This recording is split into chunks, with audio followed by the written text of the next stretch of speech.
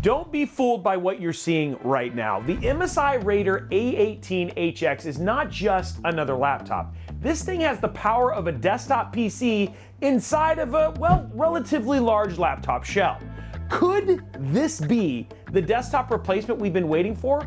Well, we're gonna find out all about that and more right here, right now on Robeytech after a word from our sponsors. The Ducky 1X keyboard introduces the world's first induction switches built for lightning fast precision and versatility with multiple actions per key, adjustable actuation, and more. On top of that, the 1X is a well-built keyboard with Ducky's signature Quack Mechanics Plus 7-layer dampening. It's got high-quality PTB keycaps and plate-mounted stabilizers. It can even serve as a wired or wireless keyboard. The Ducky 1X is available in both full size and 60%, and you should absolutely go learn about what induction switches are over at ducky.global today.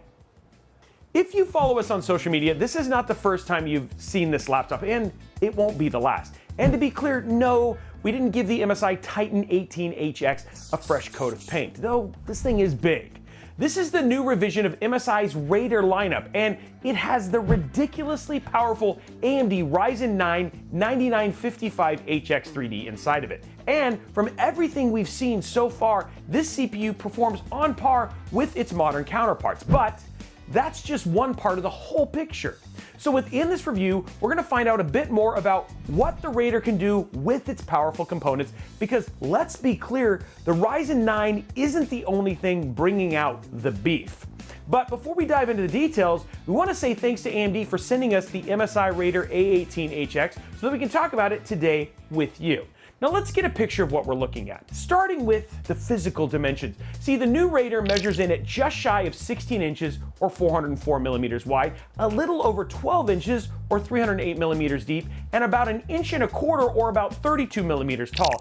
And it weighs nearly 8 pounds or 3.6 kilograms. So this is no small laptop, much like the MSI Titan that we reviewed, which you can check out right here. But let's be honest, when you're looking at a desktop replacement, being weight conscious should be kind of a low priority. As for the price though, it's almost as hefty as the weight. For the model we have, we're looking at a price of around $5,100, which is a lot of money. But what do you actually get for that money? For starters, you get the 16-core, 32-thread AMD Ryzen 9 9955HX 3D for your CPU. And on top of that, this thing is equipped with AMD's second generation 3D V-Cache. Moving on to the GPU, the new Raider uses NVIDIA's GeForce RTX 50 series mobile GPUs. This model we have equipped right here has the RTX 5090 mobile with 24 gigabytes of VRAM and a TGP of up to 175 watts. And this is using MSI's Overboost Ultra technology. Basically, this means that while using MSI's Extreme Performance Power Mode, users could see power delivery up to 175 watts on the GPU and up to 85 watts on the CPU under very heavy workloads. Now, to offset heat, MSI uses a network of 7 copper heat pipes paired with 2 fans for cooling. And because you can't have a system without a name, MSI calls it the Cooler Boost 5, which sounds like a high-C flavor from a movie tie-in. So moving on to display, the Raider is using an 18-inch mini LED screen with a UHD Plus or 4K Plus resolution that has 120 Hz refresh rate. Now, visuals are one thing, but what about the audio experience? Now, for sound, MSI utilizes like a 6-speaker system controlled by SteelSeries software. Overall, the speaker can get pretty loud without distortion, but we did have to do a bit of tinkering in the software to tune it to our preferences. Let's talk about RAM.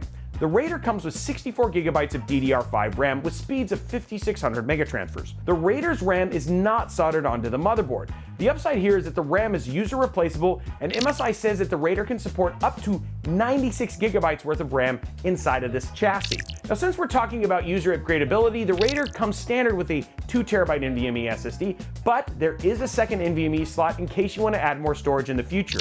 Now, as for connectivity, the Raider has 3 USB Type-A ports, 2 USB 4 Type-C ports with power delivery and DisplayPort out, HDMI 2.1, a full-size SD card reader, and a partridge in a pear tree. There's just a lot of connectivity, guys. Now, the Raider has also both Wi-Fi 7 and a 2.5 gigahertz Ethernet port, so you have speedy options for network connections. As for the keyboard, the Raider is utilizing a keyboard powered by SteelSeries with per-key RGB controls and integration with MSI's Mystic Light software. While it's not quite the Cherry MX keys in the MSI Titan we reviewed last year, it's not bad as far as laptop keyboards go. Now the same is true with the touchpad. It's decent, but nothing glaringly bad or awesome to point out.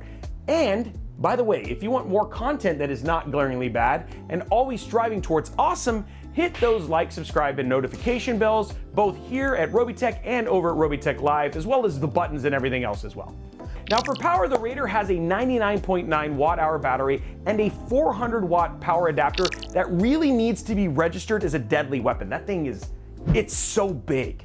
Now as for battery life, we were only able to get an average of 1 hour and 38 minutes out of the Raider in balanced mode while using UL Procion's Office Productivity Battery Life benchmark. Now that we have a picture of the specs and features, let's look at some of the data, starting with gaming. Now for reference, all the numbers we're about to show you were gathered using the highest available presets in-game at the native UHD Plus or 4K-ish resolution. In Shadow the Tomb Raider, we saw an average of 194 frames per second. In Black Myth Wukong, we saw an average of 91 frames per second. In Forza Horizon 5, we saw an average of 178 frames per second. In Cyberpunk 2077, we saw an average of just under 172 frames per second. In Warhammer 40K Space Marine 2, we saw averages just shy of 140 frames per second. Hogwarts Legacy averaged 155. In Starfield, we saw just below 187. In Call of Duty Modern Warfare 3 at extreme settings, basically you're gonna play campaign, we saw around 156 frames per second. And finally, in Star Wars Outlaws, we saw averages of around 102 frames per second. Now let's talk about multiplayer, because you care about the frames. In Marvel Rivals, we saw averages just shy of 176 frames per second. In Call of Duty Modern Warfare 3, we saw averages of 130.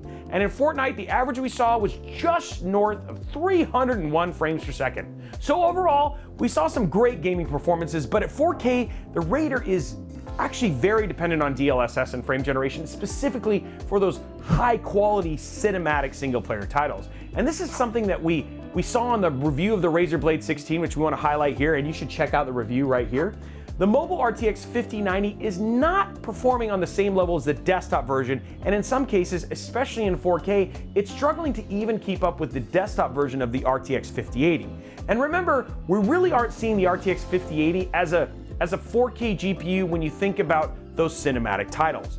We compare raw 4K data across 3 GPUs, the mobile RTX 5090 really kind of fell short.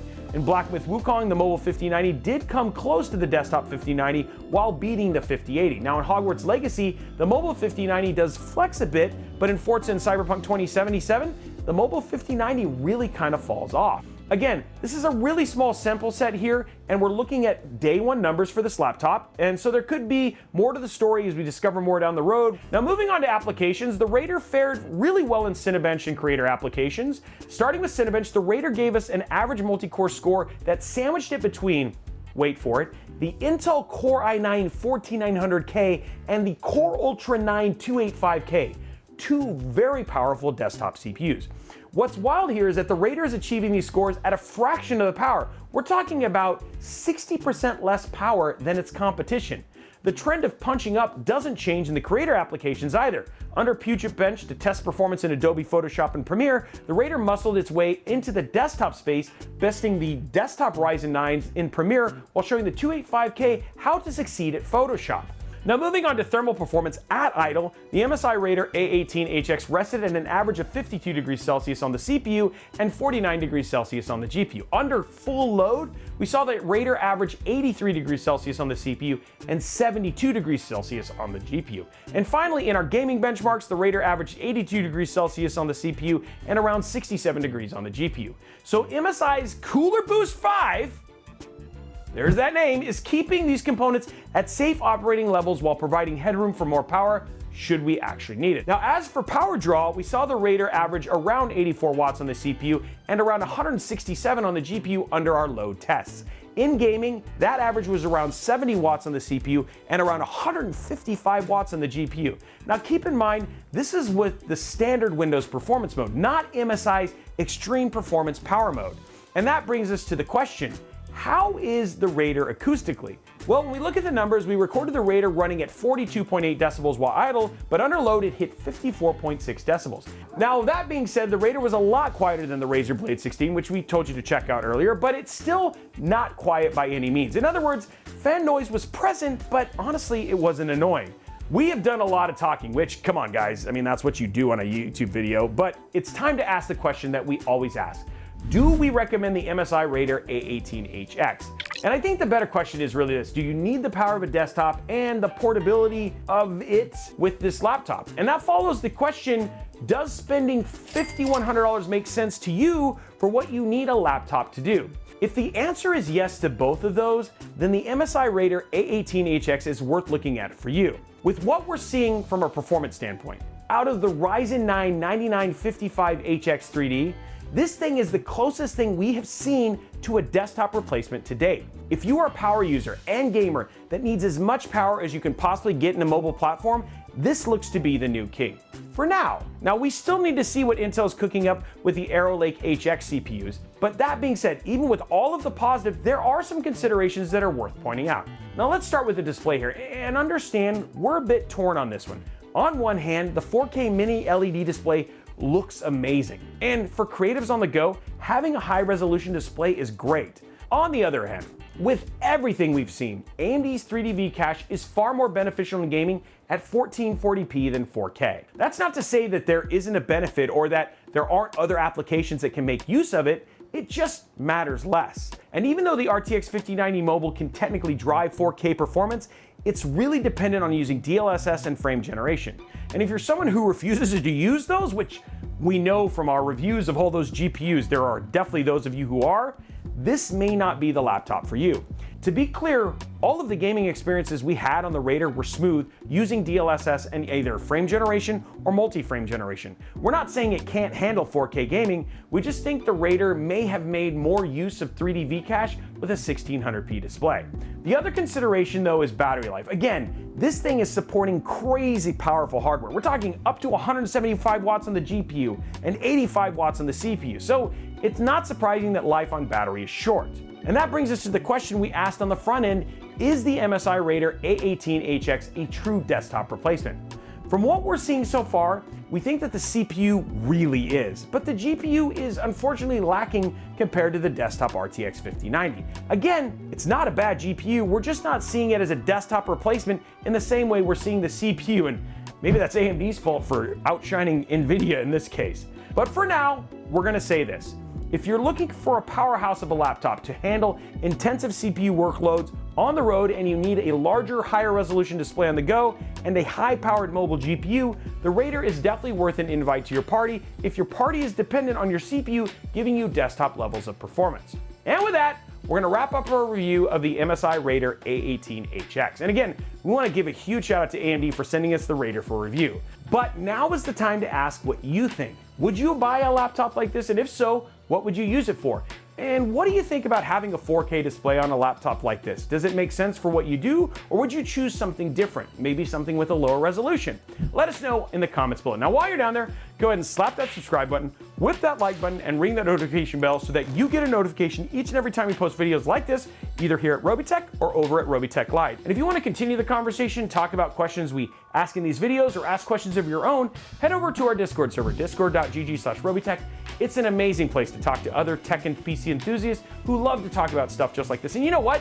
You might just make a friend, or maybe your partner, your wife. You might get married. You never know. Get over there. Anyway, make sure you follow us on all the other social media platforms. Thank you so much for watching. Thank you for making it this far in the video. I know I'm a nut, but we'll see you on the next one.